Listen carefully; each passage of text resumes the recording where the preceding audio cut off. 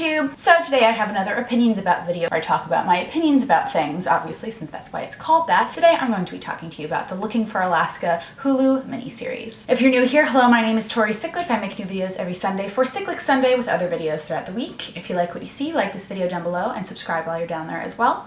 You can also follow me on Twitter and Instagram in the description at tss6295. Now, let's get into the video. If you've watched my channel for any length of time, you know that I'm a nerd fighter, DFTBA. I'm a huge fan of John and Hank Green. I've been a nerd fighter since before I started my YouTube channel, so a very, very, very, very long time, almost 10 years, which is really insane. But yeah, so when it was announced that Looking for Alaska was going to become a mini-series on Hulu, I was like, obviously I have to watch it. I'm a huge fan of John Green. I've read Looking for Alaska probably 15 times because there was a point in high school, which I talked about in a video in high school, where I was just going through reading John Green's books that were out at the time in like circulation of each other. And for the past 2 months, I have been rereading John Green books in a cycle. Like I reread all of them, I think 2 or 3 times, and I just finished rereading Looking for Alaska, I think for the 3rd time. This time of me rereading John Green books is about like the 10th time for each one, but the 2nd or 3rd in the cycle that I reread them in, which is very strange. I don't understand how that happened, but I just love John Green books a lot. So I was Looking for Alaska, An Abundance of Catherines, Paper Towns, and I think The Fault in Our Stars was out at that time as well. So I was reading all 4 of them in rotation, and I kept always going back to Looking for Alaska and always being like, I love this book. I love this book so much. I just need to keep rereading it. Obviously, I'm not going to spoil anything for you if you want to watch the TV show, but I definitely think you should go watch it, but also I think you should go read the book too. Right from the beginning of the show, they set up everything very, very quickly of the time period that it's in 2005, the place that it's in at Culver Creek Academy, and the characters right from the get-go. They have a lot of things that are very 2005 throughout the show, like the music, the TV shows, even the clothing and the items that they use in the show. They have like Fear Factor and MapQuest and like very, very old iPods. It's very well portrayed that it's in a specific time period, and a very interesting time period as well, because 2005 is a very weird time period in the world of pop culture and in the world of like teens, because that's what Looking for Alaska is about. Whoever chose the music for this miniseries, I think did a fantastic job because it fits so well into the world of the show, as well as the world of John Green movies / books, because there's a lot of like The Killers, Pinback, a lot of music that I hadn't heard of before, but also some like really popular stuff from the early 2000s. So it really puts you in the world of 2005, but also just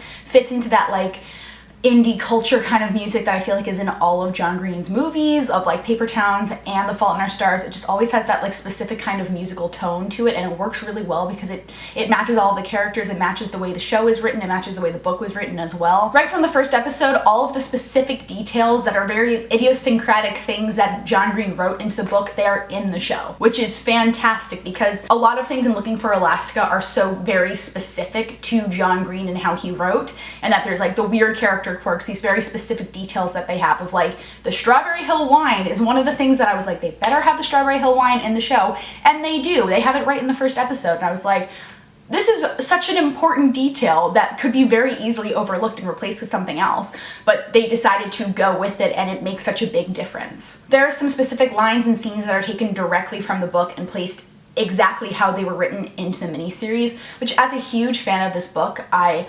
highly, highly appreciate, because it really brings the world of the book to life, but also it's just good book to movie / TV adaptations to take things directly from the book. I think it works so well when things are taken directly from the book and put into a TV show or movie, because it just makes it so much like clearer to see from what you've imagined from the book.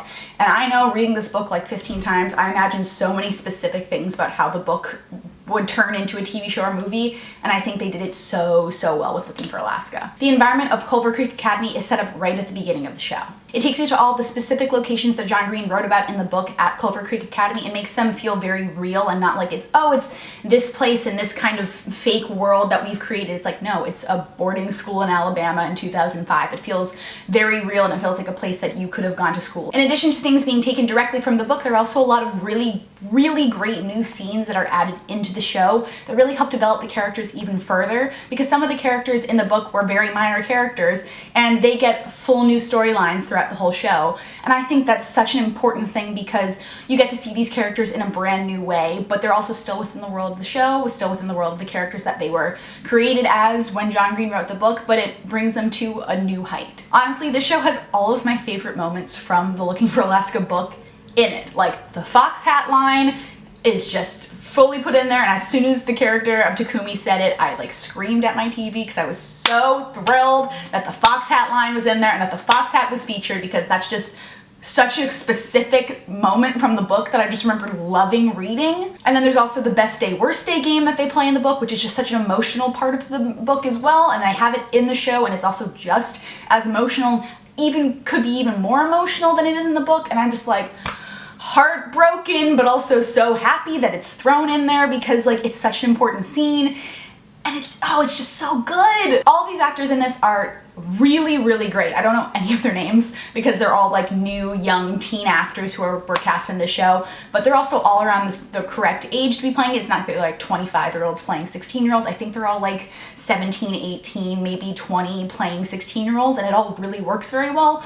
They get to the heart of the emotion of the characters, and you can tell that they really understand who the characters are that they're playing and their relationships with each other and how they all relate to Culver Creek and how they all relate to the situations that are being presented in the show. And I also really love that you get to delve even further into the main character stories of their lives. You get more of their backstory, more of their history. You learn more about them as people, but also about their families, and it's really important to get to do that and explore characters that you know and love in a specific way and get to see them grow even further from what you knew them as. I think Looking for Alaska is perfectly done as a TV show and as a miniseries, and I don't think it would have worked as well as a movie because there's so much to it. There's a lot of the metaphors that are in there, a lot of things about the great perhaps, a lot of different things that aren't presented in the same way as The Fault in Our Stars and Paper Towns, because those two work really, really well as movies, but I don't think Looking for Alaska would have worked as well as a movie. As a miniseries, it gives so much more time to expand the characters, understand who they are more as people, and to dive even further down the rabbit hole of John Green's writing and break it open even further. Also, something about it just makes me feel really good watching it in the fall. I don't know why, I'm just really enjoying the way that it's filmed. Makes it just feel very nice for the fall, because also the day I'm watching it, it's been a rainy day all day and I've just been inside at home watching it all day. I'm like, this is great rainy day TV. So if you're looking for something to watch that's very like chill, but also feels very like at home and has great characters and great character development, I say go watch Looking for Alaska. It's on Hulu. I will leave a link to it in the description down below. And if you haven't read Looking for Alaska yet, go read Looking for Alaska. It is a very important book, especially in the world of like YA fiction. If you don't know anything about John Green, you need to look him up, you need to learn more about him because his writing is fantastic. So those are all of my thoughts about Looking for Alaska, the TV miniseries on Hulu. If you have watched it or read the book, let me know what you think of it down below in the comments. And if there's anything else you want me to make a video about, let me know about that in the comments down below as well. Thank you guys so much for watching, DFTBA, and I will see you guys next time. Bye!